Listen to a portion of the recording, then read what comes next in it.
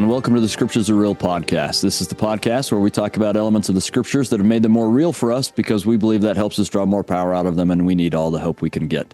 I'm your host, Kerry Muhlestein, and I am honored and excited to have with us as our guest today, Dr. Richard Bushman. Welcome, Dr. Bushman. Thank you. Happy to be here. I'm happy to have you here. Maybe I'll tell our audience just a little bit about you, and then we'd love to hear from you a little bit more. But Dr. Bushman is really an eminent historian. He taught at Columbia, the Gouverneur Morris Professor Emeritus of History at Columbia University. He taught at BYU and Harvard and Boston and the University of Delaware. You may know him as the author of what I think is the best biography written on Joseph Smith, the Rough Stone Rolling, a book that I very much appreciate. And I'm actually have been working my way through On the Road with Rough Stone Rolling, where Dr. Bushman talks about what it was like as that was happening. I'll also just personally say I was fortunate to, I think it was in 2008, so that's a while ago, but Dr. Bushman came fairly regularly to BYU to do history workshops, and I was fortunate to be part of one of those one summer and just learned a tremendous amount, both about the history he had us write. And he, if I remember correctly, I wanted to do just Book of Abraham stuff. And you said, one of your topics has to be something different to force me to branch out. And actually, I've been grateful for that ever since. But I will just say the true epitome of a scholar and a gentleman, just a good, kind man. Also part of the Joseph Smith Papers Project, serves as a patriarch. What else should we know about you? Well, I'm thoroughly married. Yes. Have six children and 20 grandchildren and so on. So I, at this stage of life, I'm truly enjoying my family as well as dibs and dabs of scholarship. Well, wonderful. And today we have, again, just thank you for being with us, but today we have fantastic stuff to cover, only a few sections, and yet the history behind these sections is really incredible, and there's no way we could cover all of that, so we'll just dive into whatever you would like to dive into. So where would you like to take us? What would you like to talk about? Well, this is a delicious section to me. I think it's filled with interesting tensions, and it's a landmark revelation. And part of it is it's that it's the first revelation that was recorded. Section 1 was a preface that came along when the first collection of revelations came out. And Section 2 is an excerpt from Moroni's visit to Joseph Smith that was written up in 1838 as a part of the church history at that time. And Section 3, in the summer of 1828, that's when we're in the middle of translating the Book of Mormon, is really the first time we hear Joseph Smith speaking in his revelatory voice other than the Book of Mormon. This is the first revelation in chronological order that's in our current Doctrine and Covenants. And it's part of, as you said, it's part of a fascinating story. This is really part of the translation of the Book of Mormon, really Section 3 and 5, and in some ways 4 as well. But it's at least part of that time period and what Joseph is experiencing. But as you said, a story with tensions and ups and downs, and it's wonderful stuff. Yeah, it's actually excruciating stuff. Yeah, because Joseph Smith and Martin Harris had been working from the winter through the spring on translating. And, that's a huge moment in Joseph Smith's life when he suddenly finds he can translate. And they produce these 116 pages, which Martin Harris always a little uneasy about everything that's going on, wants more proof. Despite his support of Joseph, he's always sort of teetering. And he asks for permission to show the manuscript to his wife because she also was unsure of Joseph Smith, suspected him, and yet wondered. So Joseph inquires and finally gets permission to let him take the manuscript. And then Joseph, they'd been working up in Manchester, and then Joseph heads south to Harmony, where Emma's living and about to give birth to their first child, which he does. But then the child immediately dies. Yeah. So that's the day after Martin leaves with the manuscript, isn't it? Yeah. Yeah, I don't know exactly the dates there, but it's very close. Yeah, it's very close. He heads south. It's a fairly long journey. It'd be, a day's journey. Yeah. Those days, and the baby is born and dies immediately. Yeah. So there you have his own sorrow at his first son's death, his poor wife suffering from having lost a baby and very depressed. And then all the time in the back of his mind, this terrible worry about what's happening to Martin and the manuscript. So finally, Emma looks at him and says, look, I appreciate you wanting to take care of me, but you've got to go north and find out about that manuscript. After all, she has an investment in this. Yeah. This is his big life project. And if it sails, what else comes down? Where is he then?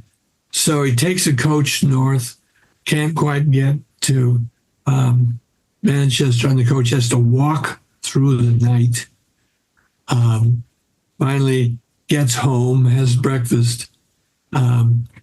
Martin Harris suddenly appears at the big opening of their property, but doesn't come in the house.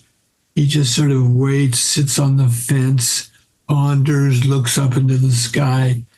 Eventually, they get him in the house. And by this time, of course, Joseph is frantic, and he confesses he has lost the manuscript. Showing it to his wife, and then he got excited about it and showed it to friends. And then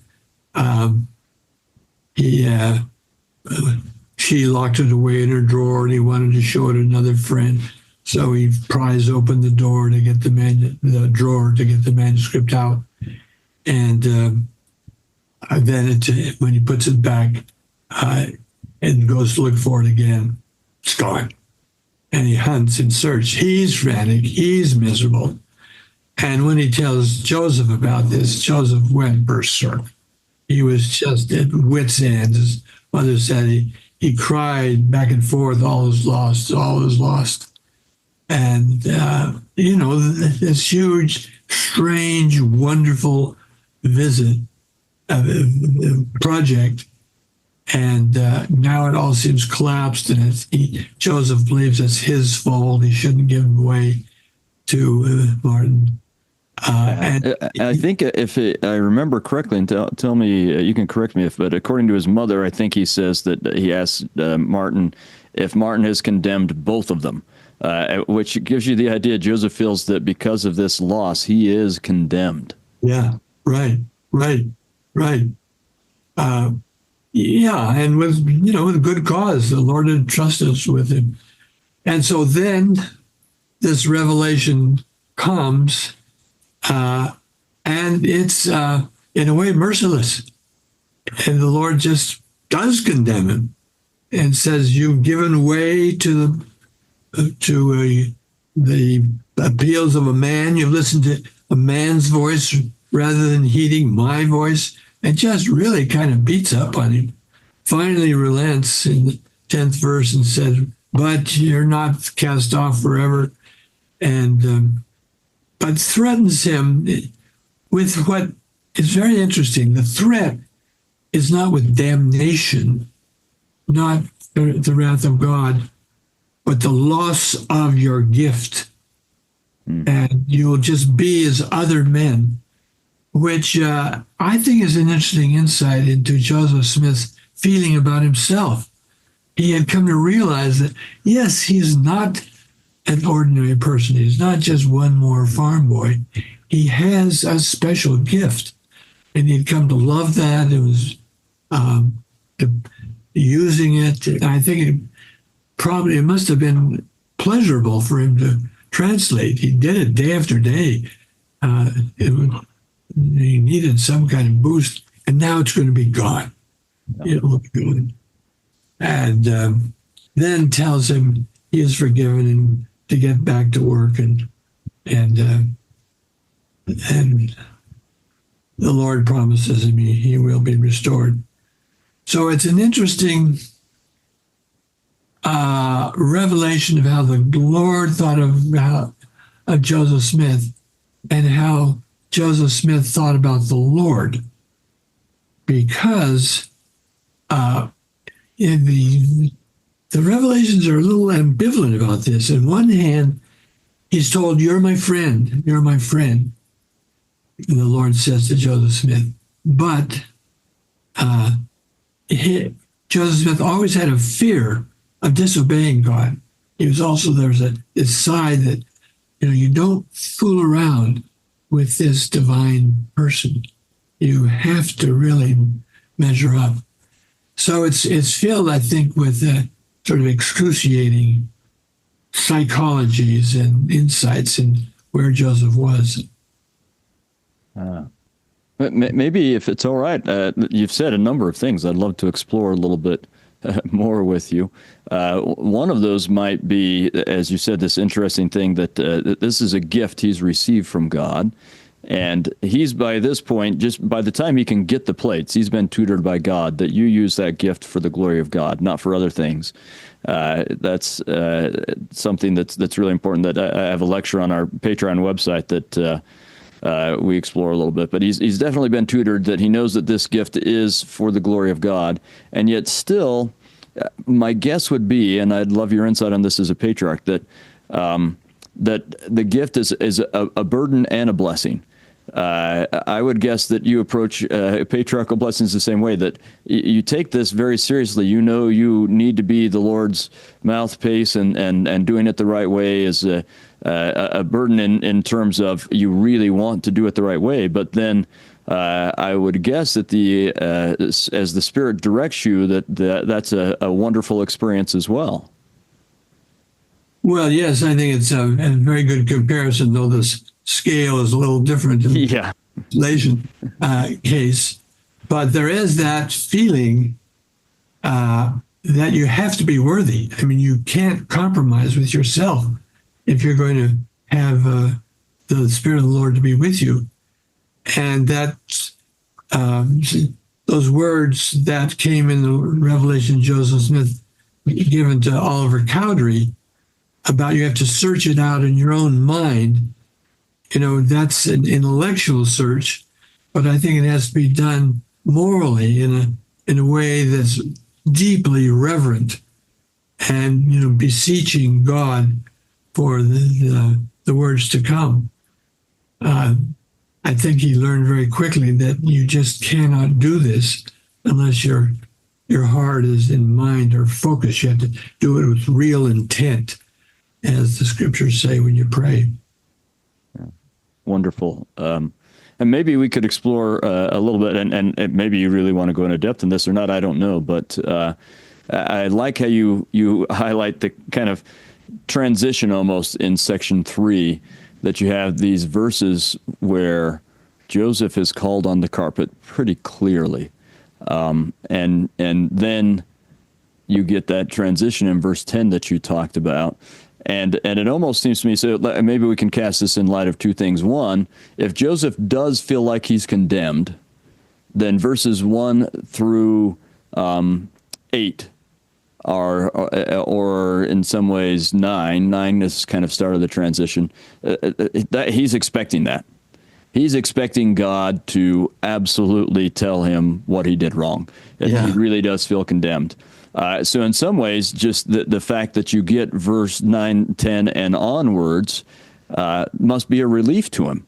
In some ways, this is a merciful section, but that first part's not. It kind of reminds me of section 121 and what Joseph Smith will tell us later, that you reprimand or chasten with sharpness, and then you show forth a love after that. And I feel like we're seeing God do that with Joseph here a little bit. I don't know if you have thoughts on that or what you'd like to talk about in that section. Well, I do. For a while I thought, gee whiz, couldn't God give Joseph Smith a break here?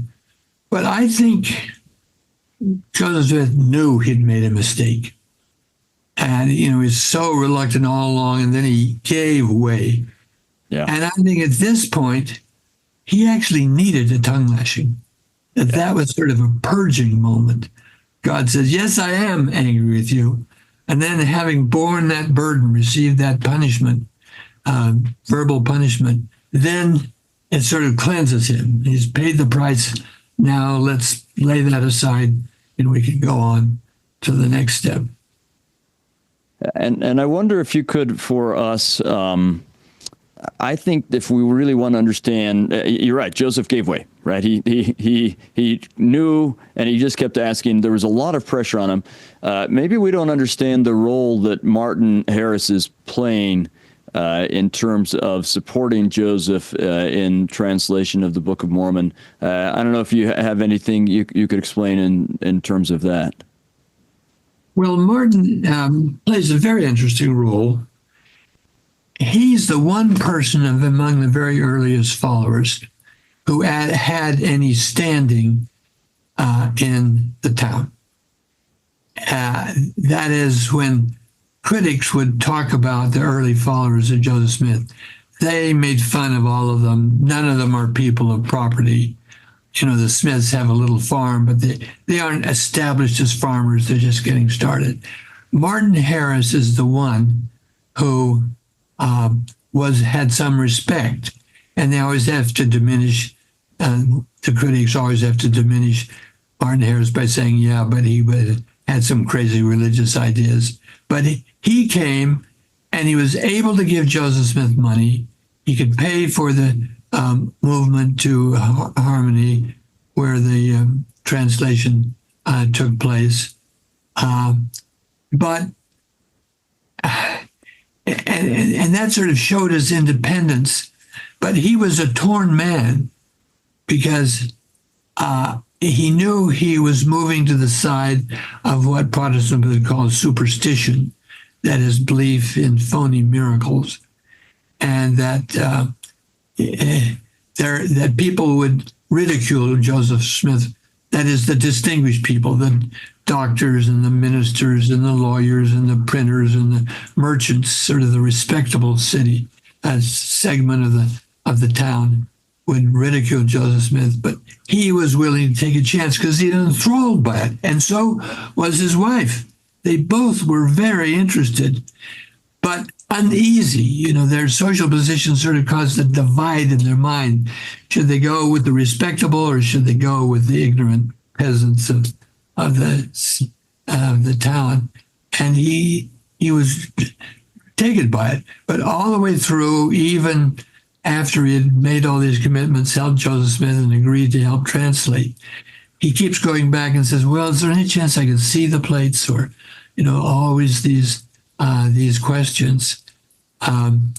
So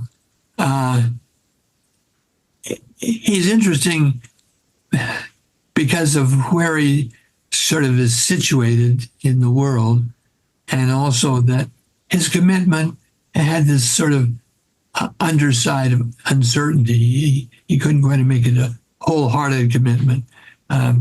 But the Lord was tolerant with him, made him one of the witnesses. Well, and he finances, we'll get to this later in the year, but he finances the publication of the Book of Mormon as well. Published at great cost, loses his wife, loses his farm because of it. So you can't really knock Martin Harris. He did a heck of a lot. crucial figure in the early restoration.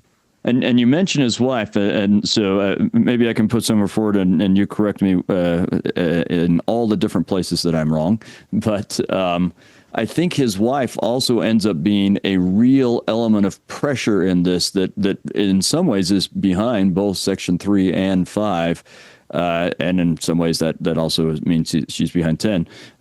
As you said, she was initially very interested. I think she even made one of the trips to Harmony because she's so interested in this. But like you said, probably also worried about where this stands and wants some proof to tell other people that she's not being duped.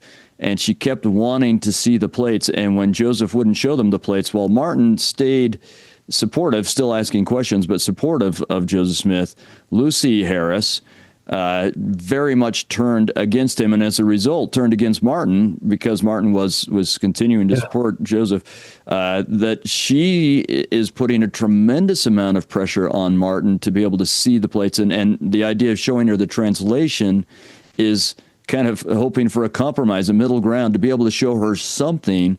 I think they even end up sleeping in different houses before this is all done and before his marriage ends. But during some of what we're reading about here, because that pressure is destroy, and I think there are probably other things going on as well, but it's part of what's destroying the marriage. Am I incorrect in that, or? No, I think that's absolutely right. And Martin does say that when he showed her the manuscript, she was astounded and sort of softened. And it was the fact that the manuscript had that influence on his wife led him to want to show it to all his friends who were also skeptical. So he got sort of tricked by Lucy Harris's favorable response. Wow, wonderful. Thank you. I don't know if you have more you'd like to talk about with Section 3, or if you'd like to move on, or what would you like to talk about? I'd like to talk more about Section 3. Okay. I think Section 3 is a marvel, because I would say this is the point at which Joseph Smith found his prophetic voice. And let me tell you what I mean by that. Most scriptures are a report on what God said. Yeah. Isaiah, quotes the Lord, but it's Isaiah did thus and so. Yeah. In the Book of Mormon, it's I, Nephi, and God revealed to me. And the same with Mormon and Moroni. But Section 3 and most of the sections thereafter, there is no intermediary. It is God himself is speaking right into our ears. And that is a characteristic of most Doctrine and Covenants, or certainly most Book of Commandments revelations from then on. It's a distinctive voice, unlike any other scripture. And this is coming on early. Joseph Smith begins translating in earnest somewhere in the winter of 1828. And that is an incredible moment, because he has to have learned how to translate, which he didn't know how to do, didn't think he could do, was searching for someone else to help him translate. Finally, something happens. It's a very mysterious moment. I cannot say how it works, but he begins dictating, and then the dictation just comes pouring forth from him. Now, with this first written revelation, he does something else. That is, he speaks for the Lord, and right into our ears. And Section 76 is an exception. It's a report of Joseph and Sidney about a great revelation. But most other revelations in the Doctrine and Covenants are in that voice. And so I think that's that's critical to the growth of the church, because it's part of Joseph Smith's authority that he can be in a room and speak. And it's not just Joseph Smith telling people. it's the voice of God coming to them, and a great, enhanced that early group's sense that the Lord is with us. He is speaking through a prophet. So in that sense, I think it's a very critical moment when this revelation is brought forth. That's beautiful, and maybe I could flesh that out a little bit. You referenced Isaiah, and I think that's probably the prophet that, besides Joseph, says has the most words that are. It's often prefaced with "Thus saith the Lord," but sometimes not. But where he speaks, you just hear God speaking in almost first person God. And you have a lot of verses in Isaiah that do that. But even so, it's the smaller percentage of verses that's a long prophetic book, the longest of them. But still, it's the smaller percentage of that. Whereas, as you said, the Doctrine and Covenants is much longer than the book of Isaiah. And it's almost all like that. And I find this interesting, so I'd like your take on this as well.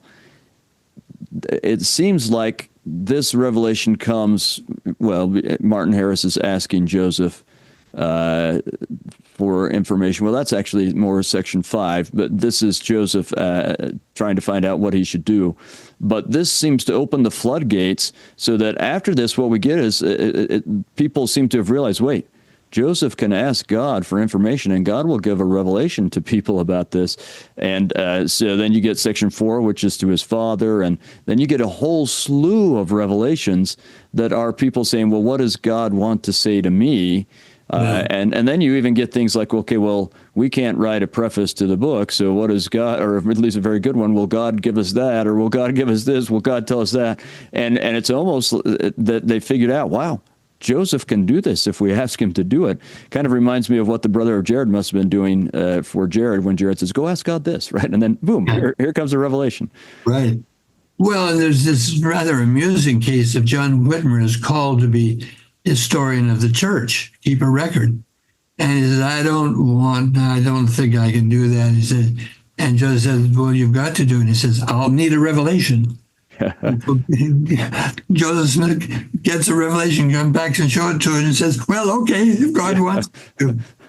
So it's funny because it was clearly a revelation, just not a whole written out word for word revelation that made Joseph go ask him in the first place, but he needed this kind of a document. So I think it's a special gift giving to a man who had no prophetic credentials. He had the Book of Mormon, that's pretty good. But, he's not learned. He hadn't been brought up to this. And he's going out among people who are his equals, just people like himself in terms of education or experience. And he needed something that would grab them and convince them. And that gift went a long ways, I think.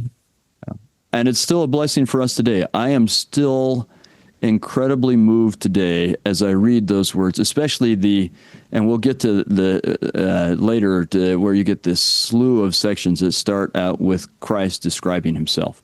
I am Alpha and Omega. I am the one who has suffered for you. And it's moving for me to hear Christ speak about himself and then speak to us first person. It affects me. Yeah. No, and that is glorious language. Yeah. We think, well, that's the way God speaks. But in terms of it coming from Joseph Smith, it's pretty wonderful. That's true for section 3. Those opening verses of section 3, the works and the designs and the purposes of God cannot be frustrated, neither can they come to naught. That's a great opening. Yeah. And must have been, by the way, incredibly reassuring to Joseph, who may feel like, okay, we've just ruined this whole Book of Mormon thing.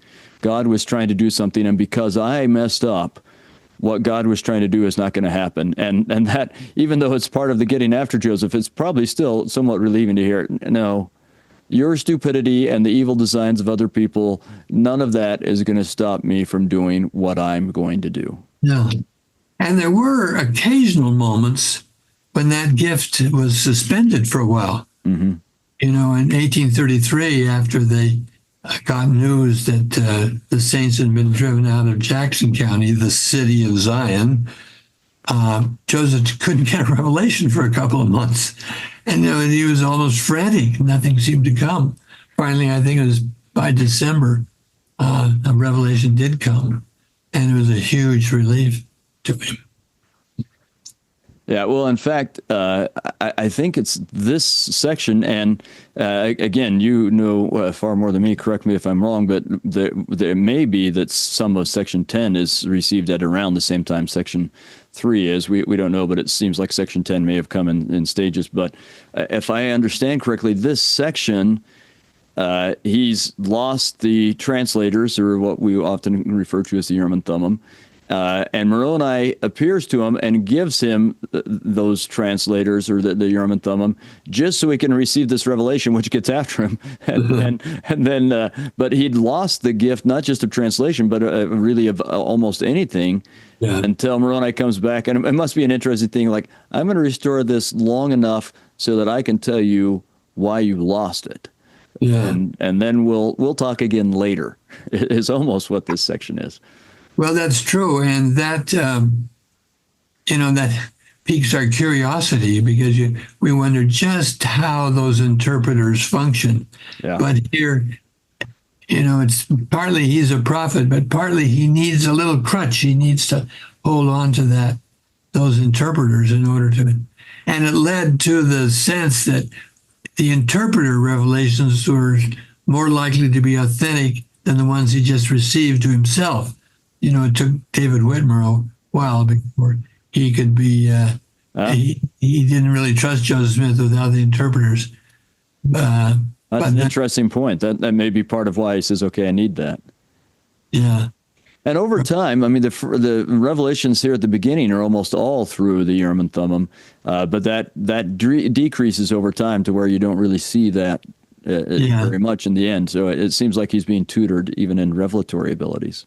Yeah, right. Well, it's some kind of gift that Joseph had, and he thought, well, probably anyone could do it. He thought Oliver Cowdery could translate if he really worked at it a little bit. So he sees it, not as his unique gift, but as something that's available to all people. It's just like in the temple, build up to the Kirtland Temple. He thought everyone could see God just like he had. And that was the aim. So in a way, he's very egalitarian about these marvelous gifts that he had in abundance. Wonderful. Wonderful. Well, okay. Where would you like to go from here? Well, that's basically what I had in my mind when we got started. Okay. If it's all right, I'd like to ask you maybe just a couple of questions about Section 5, just some ideas I've had about it, and then if you can tell me whether you think I'm crazy or not. But my understanding is that Section 5 is the part of the historical context is, so this is later. We had it's not quite a year later, but almost a year later. Joseph has started translating again. He's got Emma has been helping him, but now a lawsuit is being drummed up against Joseph, and maybe partially against Martin. But in any case, and it's about fraud. Martin is giving him money, and I think Lucy Harris is part of this. But Martin's giving him money, but because he claims to have gold plates, but he doesn't have gold plates. He doesn't show anyone, so we can't trust him. This kind of a thing. And so Martin is going to be called into court. My understanding is he does call into court and testify, and Joseph is the court is the case is dismissed. But I think this is before that, as Martin is contemplating needing to go to court And so he comes back to Joseph, and it's a gap in between. I don't know. Do you know if Joseph and Martin have corresponded at all between when they have this terrible, terrible incident of saying, Martin, if you condemned both of us there in Palmyra, and suddenly he's almost a year later in Harmony asking Joseph, can I see the plates? Can I please see the plates? This is the period when our records are thinner. This first 10 years or so. So I'm not aware of any evidence of that. Yeah. And lack of evidence doesn't mean it didn't happen, right? But we just don't know of it happening. But that's right. But anyway, it seems like Martin is just desperate again because so many people are putting so much pressure on him and his wife and maybe the court to know about the plates, and that this comes as a result of Martin's just desperate desire to see the plates, to be able to say, I've seen them, it's real. Am I getting the context of this revelation correctly? Well, I think so. That's what I was trying to say before. He circulates with people as sort of friends and equals who are sort of the Enlightenment had touched. They're the educated people who believed reason had to prevail. And Joseph Smith, he still has treasure-seeking culture. He's part of that lower superstitious poor class. So he's never going to be able to escape that entirely, Martin. So I think that's quite likely that he would come and say, please give me some evidence. He needed to maintain the respect of his fellows of his social class. Wonderful. Thank you. So along those lines, I just find this line in section 5 so interesting, where he says, verse 5, verily I say unto you that woe shall come unto the inhabitants of the earth if they will not hearken unto my words, for hereafter you shall be ordained and go forth and deliver my words unto the children of men. For if they will not believe my words, they would not believe you, my servant Joseph, if it were possible that you should show them all things which I have committed unto you. O this unbelieving and stiff-necked generation, mine anger is kindled against them. Verily I say unto you, I have reserved those things which I have entrusted unto you, my servant Joseph, for a wise purpose in me, and it shall be known unto future generations. But this generation shall have my word through you. So that seems to me to be part of that call that you're talking about. This idea that Joseph, you and Martin also, he's addressing Martin almost incidentally as he addresses Joseph, right? But he wants Joseph to get this, and Martin will learn his answer through it. But he's telling Joseph, look, you, Martin, whoever, could show people all sorts of stuff, and they're not going to believe because of what they see. They're only going to believe because of what they hear from you, my prophet, and you are the way. If anyone's going to get my word in this generation, it's through you. That's the one source. Yeah. So I at least to me, that speaks to what you were talking about earlier about Joseph. And we saw it in section 3 first, but then here in section 5, the continuation of Joseph realizing what it means to be a prophet and to speak for God. Mm-hmm. Well, I see some cross currents here. One, there is a problem of establishing Joseph's authority that runs through all these years, because the common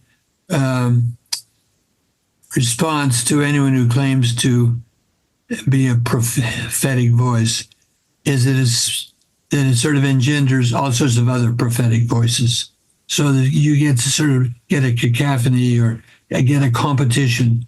Who is the one to have authority? And Joseph Smith runs into that very early, in the summer of 1830, that there are others who claim that they have the gifts of prophecy. Yeah, with Hiram Page, right? And if we went that in the direction that everybody can be a prophet, it could just rip the whole movement into shreds. So this is part of that effort. On the other hand, the way I say there's cross currents is Joseph Smith deeply yearned for others to have the same experience. So the whole purpose of the temple is to bring others into the presence of God. There was this hope that everyone could be the Lord's prophet and speak in his voice.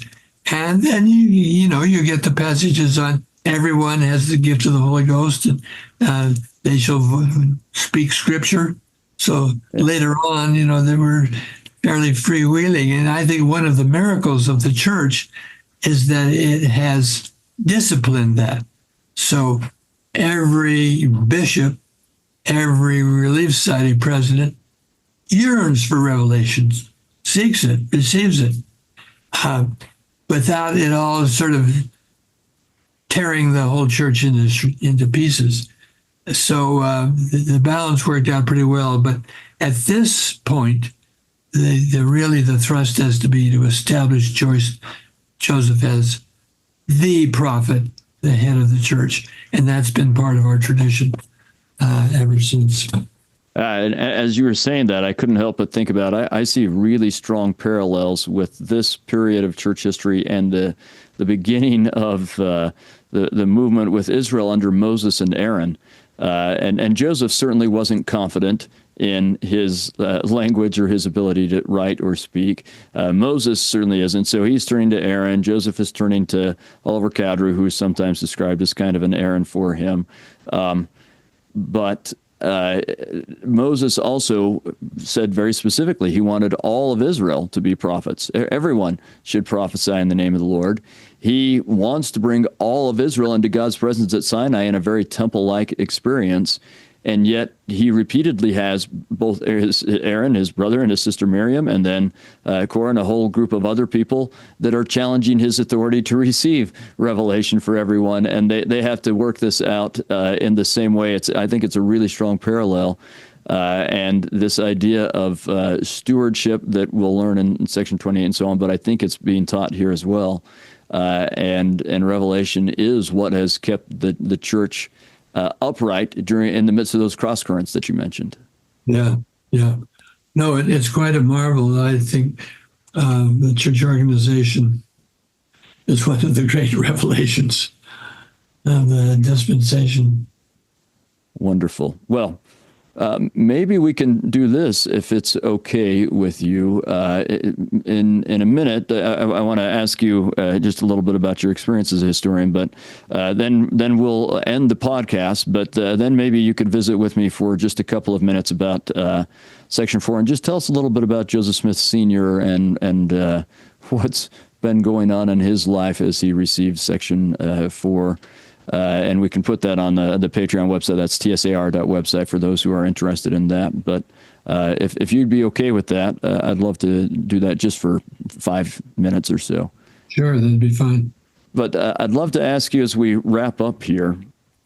You are a historian. That's who and what you're. Besides, you're also a father and a member of the church and a patriarch and all those identities. But your professional identity is a historian.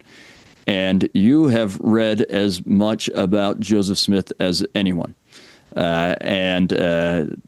You're very familiar with the good things that happen in his life and the tough things that happen in his life.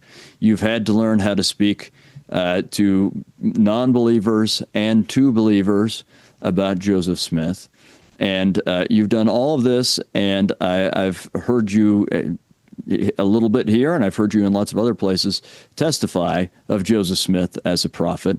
I'd just love to hear about your experience in reading and coming to know Joseph Smith and how that has affected your testimony of Joseph Smith. Mm-hmm.